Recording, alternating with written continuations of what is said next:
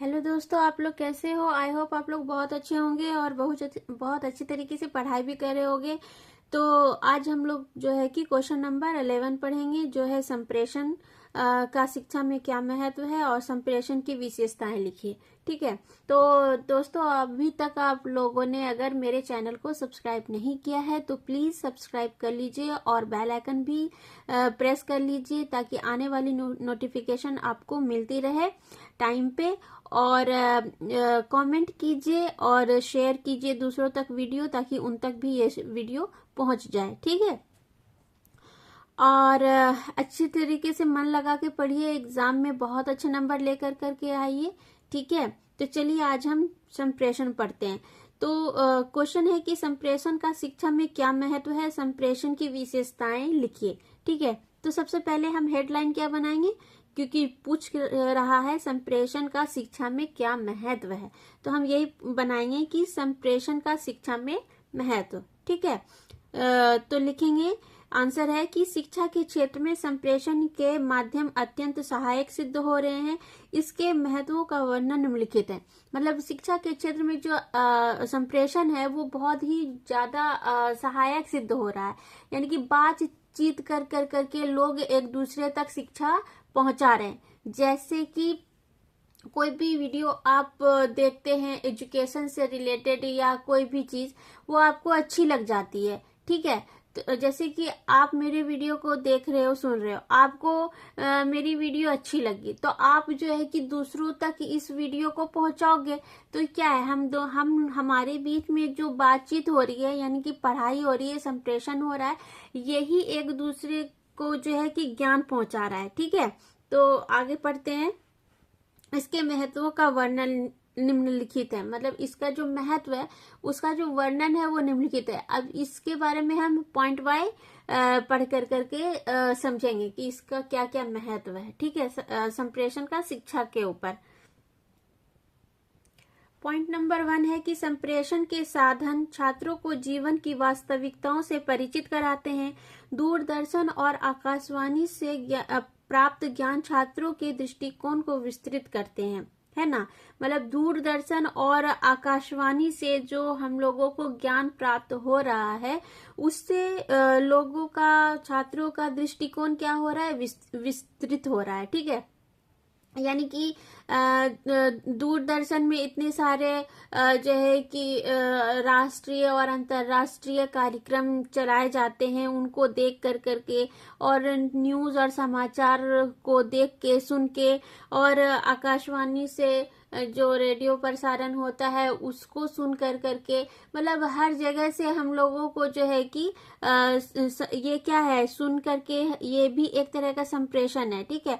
तो इसके माध्यम से जो है कि हम लोगों को, हमारे अंदर के ज्ञान में क्या हो रहा है, वृद्धि हो रही है। ठीक है। हम दूसरों के शहरों के बारे में, या किसी भी, जैसे कि अब कोई बच्चा किसी जो है कि कंप्यूटर से रिलेटेड कोई पढ़ाई कर रहा है, ठीक है, तो वो उस चीज से रिलेटेड कोई भी टॉपिक को सर्च करेगा, चाहे वो यूट्यूब पे करे, चाहे वो गूगल से करे। हाँ, तो इससे क्या होगा कि देखेगा और समझेगा और समझ कर करके अपने ज्ञान में वृद्धि करेगा, है ना।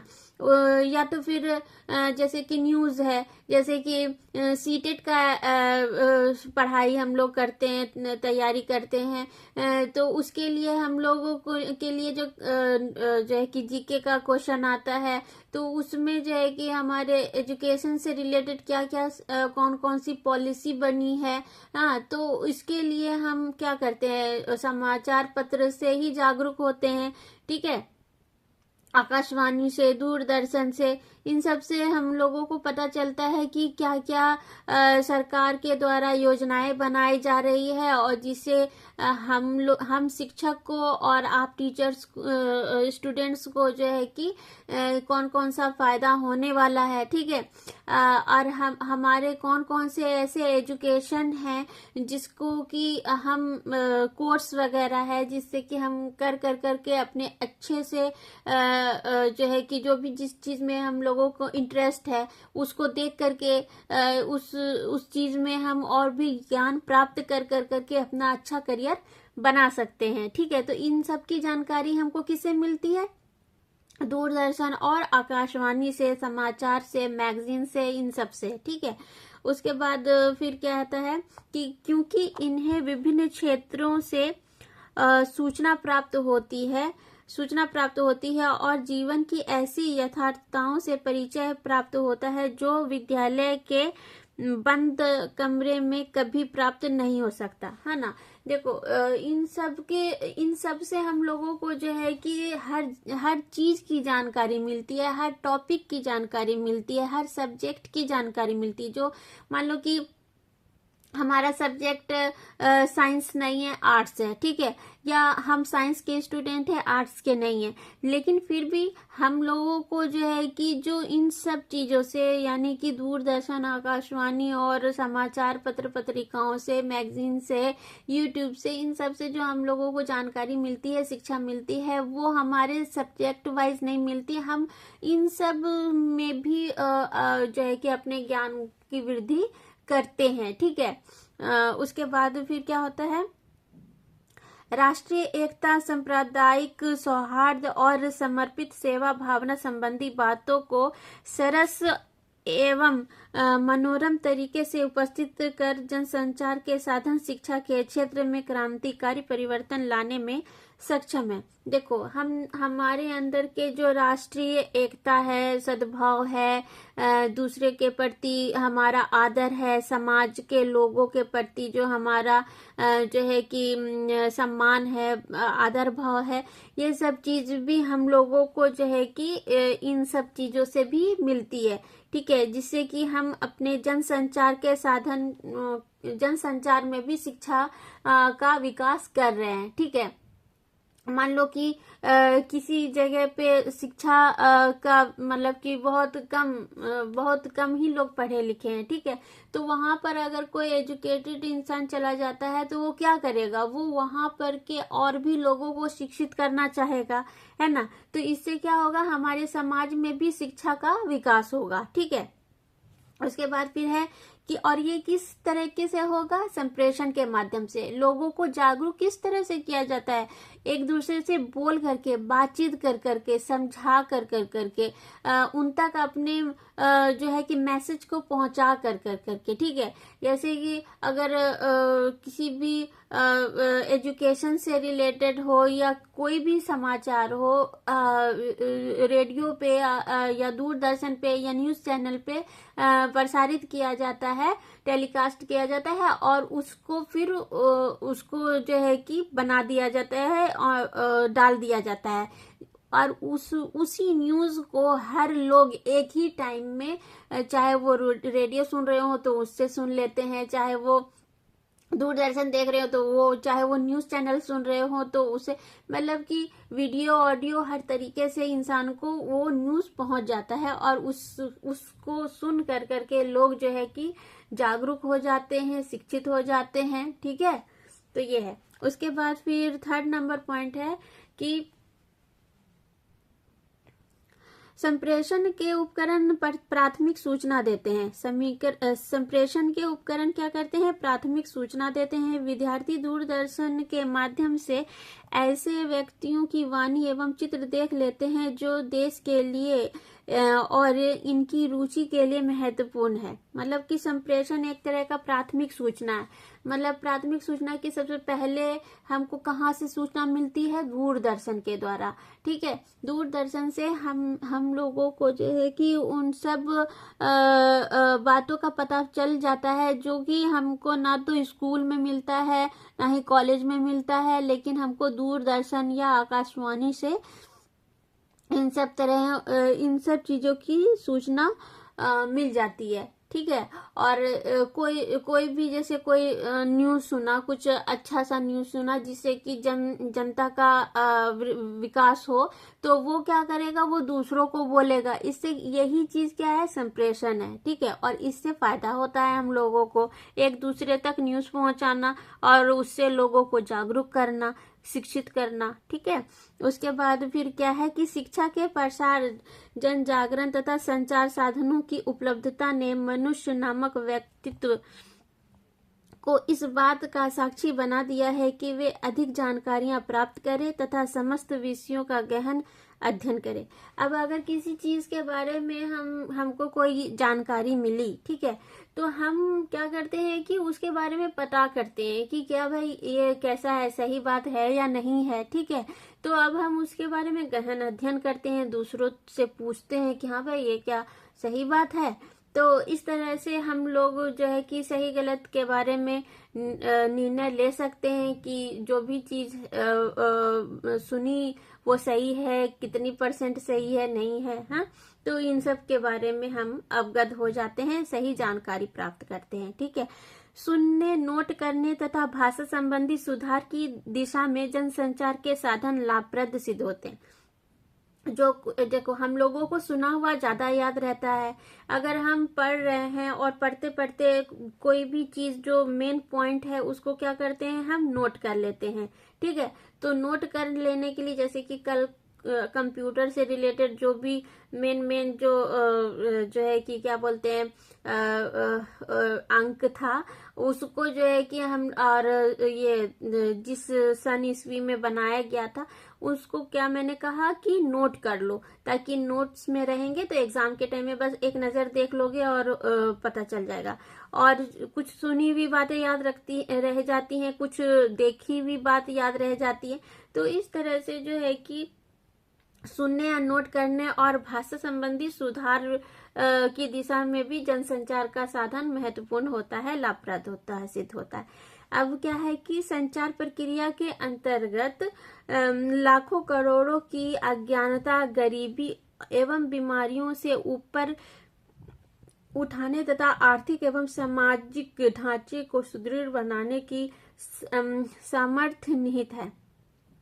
अब देखो, लाखों करोड़ों लोग जो है कि न्यूज़पेपर और जो है कि क्या बोलते हैं दूरदर्शन और रेडियो वगैरह सुनते रहते हैं। तो उन सब में जो समाचार आता है उस सब के माध्यम से जो है कि जो गरीबी है, बीमारी है, बहुत सारे सरकार के द्वारा योजनाएं बनाई गई है जिसमें कि मुफ्त इलाज होता है। जिसके पास पैसे नहीं है, गरीबी की वजह से लोग अच्छी तरीके से अपना इलाज नहीं कर पा रहे हैं, या फिर औरतों के जो डिलीवरी का जो सरकारी हॉस्पिटल में डिलीवरी होता है, बच्चे के जन्म पत्र का बनाना, ये सब चीज का जो है कि वृद्धा पेंशन वगैरह, इन सब चीज के बारे में जो है कि किससे पता चल जाता है, तो न्यूज चैनल से और दूरदर्शन और रेडियो वगैरह से पता चल जाता है। और उससे जो है कि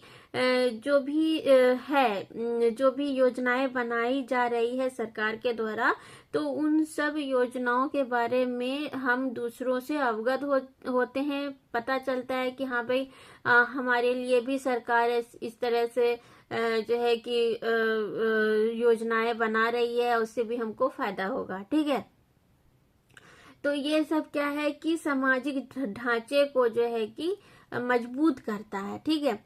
उसके बाद मानव संसाधनों के विकास, आर्थिक विकास, शिक्षा के आधुनिकीकरण, शिक्षा के व्यवसायीकरण, सामुदायिक विकास और प्रौढ़ एवं अनौपचारिक शिक्षा के क्षेत्र में संप्रेषण माध्यम अत्यंत उपयोगी सिद्ध होते हैं, ठीक है। जो आर्थिक विकास है, शिक्षा के आधुनिकीकरण है, मतलब आर्थिक विकास किस तरह से हमारे देश का जो आर्थिक इकोनॉमिक सिस्टम है उस चीज को किस तरह से हम विकास करें। अब शिक्षा एक दूसरे को जानकारी पहुंचेगी तो एक दूसरे से लोग जानकारी लेंगे, कोई भी अच्छा पढ़ाई पढ़ेंगे, उससे पढ़ करके हम अपने आर्थिक स्थिति को ठीक करेंगे। सरकार जो मुफ्त पढ़ाई दे रही है उस चीज वहाँ स्कूल में एडमिशन लेंगे और पढ़ेंगे लिखेंगे, तब जाकर करके एक अच्छे इंसान बनेंगे, जिससे कि हम अच्छे अच्छे कमाई कर सकें और अपने फैमिली को अच्छी तरीके से देख सकें, उनकी और साथ में जो है कि अपने घर के आर्थिक स्थिति को ठीक कर सकें। ठीक है। उसके बाद शिक्षा के आधुनिकीकरण में मतलब कि जो नए नए आविष्कार हो रहे हैं, क्या क्या टेक्नोलॉजी का यूज हो रहा है एजुकेशन के क्षेत्र में, तो उनसे भी हम अवगत हों, ताकि हम हमारे हमको जो भी फैसिलिटीज मिल रही है, ठीक है, चाहे वो लेबोरेटरीज में हो, चाहे वो लाइब्रेरी में हो, चाहे वो क्लासरूम के अंदर हो, जो भी हो, वो सब से हमको अवगत हो जाते हैं हम इन सब के जरिए। ठीक है, संप्रेषण के माध्यम से। उसके बाद व्यवसायीकरण में भी जो भी नए नए टेक्नोलॉजी का यूज हो रहा है, जिससे कि व्यवसाय हमारा और अच्छा हो, नया नया व्यवसाय का इजाद हो रहा है। इस तरह से हम लोग जो है कि छोटे व्यवसाय करने वाले जो लोग हैं, वो अपने व्यवसाय को किस तरह से ऑनलाइन अब लेकर करके चले गए हैं। तो ये सब चीज भी एक तरह से संप्रेषण के माध्यम से होता है। शिक्षा एक दूसरे को पहुंचती है, जिससे कि लोग एक दूसरे से जानकारी लेते हैं और अपना व्यावसायिक विकास भी करते हैं। ठीक है। उसके बाद सामुदायिक विकास, एक सब लोग सामाजिक रूप से एक दूसरे के साथ मिलजुल कर करके रहेंगे तो सामुदायिक विकास होगा। प्रौढ़ एवं अनौपचारिक शिक्षा के क्षेत्र में संप्रेषण माध्यम अत्यंत। अब जो भी बूढ़े पुराने हैं, वो लोग जो है कि एक दूसरे के साथ मिल करके उनके स्वास्थ्य से रिलेटेड जो भी जो है कि सूचनाएं इनको मिलती है, इन सब रेडियो, टेलीविजन और समाचार पत्र पत्रिकाओं के द्वारा, दूरदर्शन के द्वारा, तो उन सब के जरिए जो है कि लोग अवेयर हो रहे हैं, जानकारी प्राप्त कर रहे हैं और उसको फायदा उठाते हैं। ठीक है। और अपना मुफ्त इलाज भी करवाते हैं। ठीक है। तो इस तरह से जो है कि लोग हर क्षेत्र में जो है कि संप्रेषण के माध्यम से अवगत हो रहे हैं और इससे हमारा सामुदायिक विकास हो रहा है, समाज का विकास हो रहा है, हमारे राष्ट्र का विकास हो रहा है। ठीक है। उसके बाद फिर शैक्षिक योजना और प्रशासन संप्रेषण साधनों की उन्नति, शिक्षा सामग्री के प्रशासन, अध्यापक वर्ग के मार्गदर्शन, विद्यार्थियों की अनुक्रिया तथा उनके मूल्यांकन कार्यों में कुशलता विकसित करने की दिशा में संप्रेषण उपयोगी है। अब टीचर लोग के लिए हो, चाहे स्टूडेंट के लिए हो, चाहे हर क्षेत्र में जो है कि संप्रेषण जो है कि बहुत लाभकारी हो रहा है। टीचर लोग के लिए भी जो पहले इतना कम वेतन पाते थे कि अपने घर का सही तरीके से जो है कि लालन पालन भी नहीं कर पाते थे, उनको उस तरह से इज्जत भी नहीं मिलती थी। लेकिन अब जो है कि टीचर लोगों को भी अच्छा पेंशन मिलता है और फैसिलिटीज वगैरह भी मिलती है ना। तो इन सब के माध्यम से जो है कि हर लोग एक अपना विकास कर रहा है। ठीक है। तो और ये सब किसके वजह से हो रहा है? संप्रेषण के माध्यम से।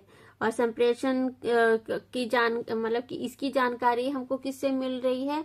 दूरदर्शन, रेडियो और जो है कि न्यूज चैनल, मैगजीन्स वगैरह से मिल रही है और आसपास के लोग से मिल रही है। और ये सब चीज क्या है? संप्रेषण है। ठीक है। तो ये हो गया। उसके बाद फिर सीखने की प्रक्रिया में अंततः संप्रेषण पर पूरा ध्यान जाना चाहिए। जब कोई इंसान किसी से कुछ सीख रहा होता है तो क्या वो उनकी बातें ही तो सुनता है, तभी तो कोई कुछ सीख सकता है। ठीक है ना। अगर कान बंद कर लेगा तो क्या उसके दिमाग में कुछ घुसेगा? नहीं। या अगर बस वीडियो चला करके इधर उधर घूम रहे हैं या कोई बोल रहा है लेकिन उसकी बात पर ध्यान नहीं दे रहे हैं, तो इस तरह से जो भी इंसान एक दूसरे से बातचीत कर रहा है तो उससे कोई फायदा नहीं होता है। ठीक है, तो इसीलिए संप्रेषण पर क्या होना चाहिए, पूरा ध्यान जाना चाहिए। छात्र मूक दर्शन तथा निष्क्रिय श्रोता ही ना बने रहें। जैसा कि अभी कहा कि अगर संप्रेषण पर कोई ध्यान है, मूक दर्शन खाली देखते रहे लेकिन सुनने का वाला कोई काम ना करे तो उससे कोई फायदा नहीं होगा। ठीक है, छात्र मूक दर्शक तथा निष्क्रिय श्रोता ही न बने रहें। उन्हें मौखिक तथा लिखित सभी प्रकार से अपने विचारों एवं भावों के प्रकाशन पर पूरा अवसर प्रदान किया जाना चाहिए। जब क्लासरूम में कोई टीचर पढ़ा रहा होता है तो उसको छात्र को क्या करना चाहिए कि सिर्फ टाइम काटने वाला पढ़ाई नहीं करना चाहिए कि भाई 20 मिनट का होगा, 40 मिनट का पढ़ाई हो, 35 मिनट का जो भी पीरियड होता है उसको पढ़ो और किसी तरह से टाइम पास करो और उसके बाद फिर मजा करो, छुट्टी मारो। हाँ, तो इस तरह से पढ़ने का कोई फायदा नहीं है। जब कोई भी टीचर आते हैं कोई सब्जेक्ट पढ़ाने के लिए तो उसको जो है कि लोग सही तरीके से पढ़ना पसंद करेंगे, तभी उसको उस चीज़ का नॉलेज प्राप्त होगा।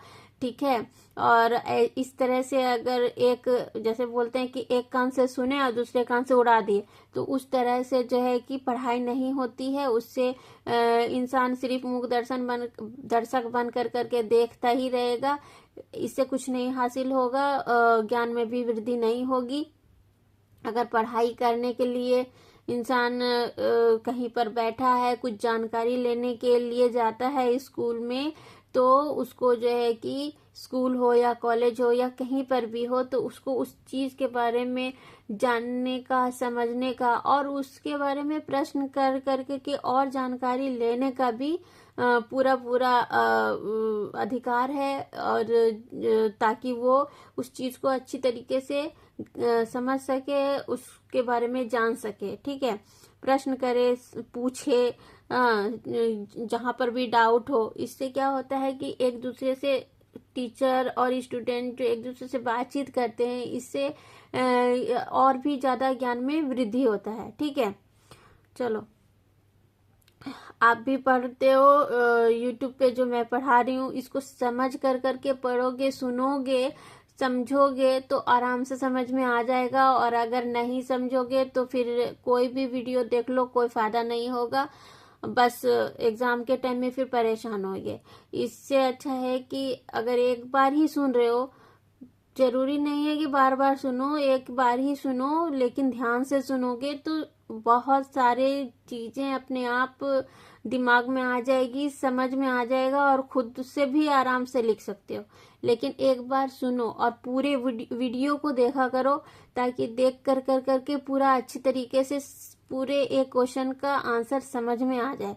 ठीक है, आधा अधूरा देखने से या आधा अधूरा पढ़ाई करने से कोई फायदा नहीं होता है। ठीक है, चलो, और उसके बाद फिर क्या है, छात्रों के साथ संप्रेषण करने में उचित दृश्य श्रव्य साधनों तथा शिक्षण उपकरणों का प्रयोग भी बहुत उपयोगी सिद्ध हो सकता है। अतः इस प्रकार के संप्रेषण साधनों का प्रयोग अधिकाधिक किया जाना चाहिए। जब स्कूल में कोई भी टीचर पढ़ा रहे होते हैं तो दृश्य श्रव्य साधनों का भी उपयोग करना चाहिए। ठीक है, मतलब जो जैसे प्रैक्टिकल करा करके भी कुछ चीजों का पढ़ाना चाहिए, ताकि बच्चों को वो चीज पूरी अच्छी तरीके से समझ में आ जाए। ठीक है, ऐसे करने से क्या होता है कि सिर्फ जो है कि आकर करके लेक्चर दे करके चले गए, तो इस तरह से भी सब कुछ समझ में नहीं आता। इसीलिए आजकल क्या हो गया है कि जो है कि डिजिटल हो गया है बोर्ड। अब जो है कि स्लाइड के थ्रू हर एक चीज का पिक्चर्स जो है कि स्लाइड में डाल दिया जाता है, ताकि उसको जो है कि अच्छी तरीके से समझाया जा सके। ठीक है, चलो अब उसके बाद फिर क्या है, आगे पढ़ते हैं। आई होप आप लोगों को अच्छी तरीके से समझ में आ रहा होगा। संप्रेषण का मतलब ही होता है एक दूसरे को बातचीत के थ्रू जो है कि ज्ञान देना, समझाना, बुझाना, पढ़ाई करना, सुनना, समझना, चाहे वो क्लासरूम के अंदर हो, चाहे बाहर हो, चाहे व्यावसायिक हो, चाहे वो प्रौढ़ शिक्षा हो, चाहे वो समाज के लिए हो, जो भी हो, लेकिन हर चीज में क्या जरूरी है? संप्रेषण, बातचीत। ठीक है। तो अब क्या है, संप्रेषण की विशेषताएं क्या है? तो संप्रेषण की विशेषताएं अब हम पढ़ेंगे।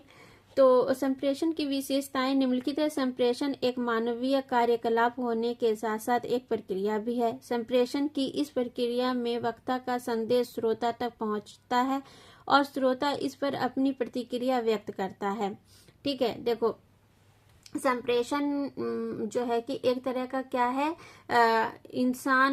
दो इंसानों के बीच का एक बातचीत है। ठीक है। जिसमें कि एक जो श्रोता होता है, मतलब कि जो वक्ता होता है, बोलने वाला, उसको वक्ता कहते हैं, और जो सुनने वाला होता है उसको क्या कहते हैं? श्रोता कहते हैं। तो जो बोलने वाला होता है वक्ता, वो अपनी बात श्रोता तक पहुंचाता है। ठीक है। इससे क्या होता है कि एक दूसरे तक जो है कि ये कम्युनिकेशन होता है। वो बोल रहे हैं, हम सुन रहे हैं, हम बोल रहे हैं, वो सुन रहा है। तो इस तरह से जो है कि लोग एक दूसरे को अपनी बात बोलते हैं, और इससे जो है कि संप्रेषण, अगर दोनों को एक दूसरे की बात अच्छी तरीके से समझ में आ रही है तो संप्रेषण सही दिशा में चल रहा है, और अगर नहीं आ रही है तो इसका मतलब ये है कि जो भी बातचीत एक दूसरे में हो रहा है उसका संदेश दूसरे तक पहुंच नहीं पा रहा है, वो इंसान उसके बात को समझ ही नहीं पा रहा है। इससे क्या होगा कि संप्रेषण का मतलब कुछ नहीं निकलेगा। ठीक। उसके बाद फिर क्या होता है कि समुचित शिक्षा में व्यू रचना का चयन, जिससे पाठ्य वस्तु को बोधगम्य बनाना सुगम हो सके। व्यू रचना मतलब वही देखने वाली जो चित्र हो, कोई वीडियो हो, इस सब चीज को दिखा करके अगर पढ़ाई कराया जाता है स्कूल में, कॉलेज में, तो वो उस चीज को भी और अच्छा बोधगम्य बना सकते हैं पढ़ाई के जरिए। ठीक है। छात्रों को एकाग्रचित तथा क्रियाशील रखने के लिए अभिप्रेरणा की समुचित विधियां प्रयुक्त करना, मतलब कि स्टूडेंट का पूरा ध्यान यानी कि कॉन्सेंट्रेट और क्रियाशीलता, पढ़ाई की तरफ उनकी एक्टिविटी, इन सब को जो है कि उनके अंदर क्या होना चाहिए, इस सब के लिए अभिप्रेरित होना चाहिए। इसे उनका जो इस तरह की पढ़ाई होनी चाहिए जिसमें कि उनका कंसंट्रेशन भी बना रहे। हाँ, और उनके अंदर की जो एक्टिविटी है वो सब चीज उसके अंदर आ जानी चाहिए, जिससे कि बच्चे को आराम से समझ में आए। मतलब वही हुआ कि हम देख के, सुन के, एक्टिविटी को समझ करके सब कुछ देखते सुनते अपने नॉलेज को बढ़ाएंगे। ठीक है। ये सब भी क्या है, एक संप्रेषण का माध्यम है। ठीक है। उसके बाद फिर क्या हुआ कि समुचित संप्रेषण विधियों का चयन करना, जिससे पाठ्य वस्तु को, ये तो हो गया। और हम लोग 5 नंबर पॉइंट पढ़ेंगे कि छात्रों की अपेक्षित अनुक्रियाओं की विशेषताओं के आधार पर मानदंड परीक्षा की रचना करना। ठीक है। देखो, जब एग्जाम लिया जाता है, टेस्ट लिया जाता है, उसके पहले तो टेस्ट होता है, उसके बाद फिर फाइनल एग्जाम होता है। टेस्ट इसलिए लिया जाता है कि जो भी टीचर ने बच्चों को पढ़ाया, ठीक है, तो वो उनके तक कितना पहुंचा, उनके बताए हुए चीज कितने बच्चे को समझ में आए, इसके लिए जो है कि टेस्ट ले लिया जाता है। या फिर टेस्ट तो होता ही है, साथ में जब क्लास रूम में जब टीचर किसी बच्चे से अपने पढ़ाए हुए को मतलब कि पूछता है खड़ा करा करके, तो ये चेक करता है कि बच्चे कौन से मेरे बात को सही से सुन रहे थे और कौन से बच्चे मेरे बात को बिल्कुल भी नहीं सुने, उनके ऊपर से चला गया या फिर ध्यान नहीं दिया। ठीक, तो इस तरह से क्या होता है कि पाठ्य वस्तु से प्राप्त उद्देश्यों को स्पष्ट करना तथा उनका मापन करने के लिए उचित परिस्थितियां उत्पन्न करना। ये 6 नंबर को पॉइंट है और इससे जो है कि उनका सही तरीके से मापदंड ले लिया जाता है कि बच्चे को कहाँ तक के समझ में आ गया और बच्चा कहाँ और क्या हमको और भी सुधार करना होगा, जिससे कि और भी अच्छे तरीके से समझाया जा सके, बच्चे को पढ़ाया जा सके। ठीक है, इसीलिए मैं भी आपसे पूछती हूँ कि आपको मेरा पढ़ाई कैसा लग रहा है। आप कमेंट कर करके जरूर बताइए ताकि मुझे भी समझ में आए और भी मैं इसमें सुधार करूं, तो ताकि आपको और अच्छे तरीके से समझ में आए। वैसे तो मैं पूरी एक एक लाइन को खोल करके बताती हूँ, समझाती हूँ, और भी अगर इसमें कोई कमी बेसी रह जाती है तो आप प्लीज मुझे बताइए ताकि मैं उसको भी सही करूं। ठीक है, चलिए उसके बाद फिर 6 नंबर पॉइंट हो गया। अब 7 और 8 है। ठीक है, और ये क्वेश्चन खत्म। तो 7 नंबर पॉइंट क्या है कि अधिगम की पाठ्य वस्तु की विशेषताओं के अनुसार मूल्यांकन करना। जो अधिगम है, जो हमारा लर्निंग का पॉइंट है, उसकी पाठ्य वस्तु की विशेषताओं के अनुसार मूल्यांकन करना। उसी के अनुसार हमको एनालिसिस करना है कि क्या सही चल रहा है हमारा पढ़ाई या नहीं चल रहा। ठीक, तो क्योंकि हम अपने सब्जेक्ट से बाहर तो कुछ बच्चे से पूछ नहीं सकते। ठीक है, अभी हम संप्रेषण पढ़ा रहे हैं तो किसी और टॉपिक पे तो हम बातचीत नहीं कर सकते।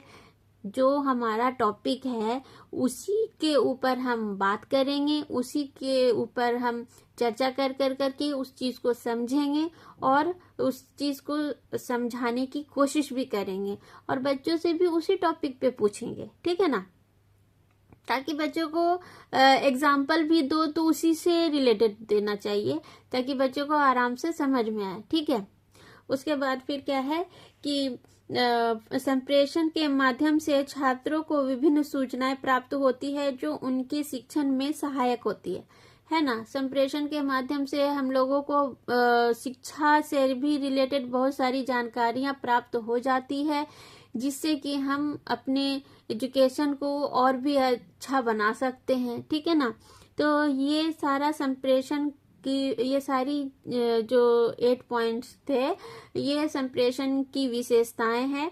और पहले जो हमने 5 पॉइंट्स पढ़े, ये महत्व था, संप्रेषण का महत्व क्या और विशेषता पूछ रहा था। ठीक है, तो संप्रेषण का महत्व हो चाहे विशेषता हो, बात एक ही है। आप खाली पॉइंट अलग अलग बता दीजिएगा और एग्जाम में अच्छी तरीके से लिख लीजिएगा। संप्रेषण हर क्षेत्र में है, आप इसको भी अपने माइंड में रखिए, दिमाग में रखिए और एग्जाम के टाइम में कुछ नहीं, बस संप्रेषण मतलब कम्युनिकेशन होता है। कम्युनिकेशन आपके एजुकेशन से रिलेटेड, आपके आसपास के लोग को किस तरह से संप्रेषण के माध्यम से एजुकेट किया जा रहा है। ठीक है, तो और ये माध्यम कौन से हैं? दूरदर्शन, समाचार पत्र पत्रिकाएं, रेडियो, टेलीविजन, आजकल तो इंटरनेट, सब आप दे सकते हो। इसमें तो सिर्फ दूरदर्शन, ये पहले वाली बात है कि दूरदर्शन देख करके आदमी जो है कि कोई भी सूचना प्राप्त करता था। अब तो नेट के जरिए सारी दुनिया का खबर अपने आप ही जो है कि आ जाता है, मिलता रहता है। तो रेडियो और ये सब चीज पुरानी चीजें, अभी भी लोग रेडियो सुनते हैं। बहुत जो बूढ़े पुराने हैं वो लोग रेडियो सुनते हैं, दूरदर्शन वगैरह जो भी देखते होंगे। लेकिन अब जो है कि न्यूज़ चैनल देखते हैं लोग, हाँ, और एक पर एक न्यूज़ चैनल है। तो इन सब के जरिए जो भी हम लोगों को हमारे शिक्षा से रिलेटेड हो या स्वास्थ्य से रिलेटेड हो या व्यवसाय से रिलेटेड हो या फिर समाज के मतलब कि सामाजिक शिक्षा हो या फिर स्त्री के स्वास्थ्य से हो, प्रौढ़ से रिलेटेड कोई बात हो, बूढ़े लोगों से के स्वास्थ्य से रिलेटेड कोई बात हो, या जो भी चीज हो उस सब के बारे में हमको जो भी जानकारी मिलती है उन सबको एक एक करके आप पॉइंट बना करके आराम से लिख सकते हो। और इसमें तो 5 पॉइंट ही है, आप उससे भी ज्यादा पॉइंट बना सकते हो, ठीक है। और एजुकेशन में क्या होता है, विशेषता यही है कि आप जो भी पढ़ते हैं उसको सुनने, देखने, बोलने, हर चीज के तरह से जो है कि संप्रेषण होना चाहिए, पढ़ाई होनी चाहिए, कम्युनिकेशन होना चाहिए उन सब चीज से रिलेटेड, ताकि बच्चे को देख के भी पढ़ने, मतलब कि कोई बच्चा देख करके आराम से समझ जाता है वीडियो के थ्रू, चित्र के थ्रू, हाँ। तो इस तरह से, और कोई सुनता है, सुन करके समझ में आता है तो हेडफोन कान में लगा लेते हैं और फिर आराम से सुनते रहते हैं। तो इस तरह से संप्रेषण की विशेषताएं और महत्व आप आराम से बना करके लिख सकते हो। चलो आज के लिए इतना ही, कल से हम शॉर्ट्स क्वेश्चन पढ़ेंगे। उसके बाद ये भी चैप्टर जो दूसरा चैप्टर हम लोगों ने शुरू किया था ये खत्म हो जाएगा, तीसरा चैप्टर शुरू करेंगे। तो आज के लिए इतना ही, कल हम लोग शॉर्ट्स क्वेश्चन पढ़ेंगे इसका। तो आप लोगों ने अभी तक अगर मेरे चैनल को सब्सक्राइब नहीं किया है तो प्लीज दोस्तों मेरे चैनल को सब्सक्राइब करो और दूसरों तक मेरे चैनल को पहुंचाओ, बेल आइकन दबाओ ताकि मेरे आने वाले नोटिफिकेशन आपको टाइम पर मिल जाए। और कमेंट करो पढ़ाई कैसा लग रहा है, ठीक है। तो चलो बाय बाय। अपना और अपने फैमिली का बहुत बहुत ख्याल रखो और बहुत अच्छे से पढ़ाई करो, मन लगा के पढ़ाई करो। चलो टेक केयर, बाय बाय।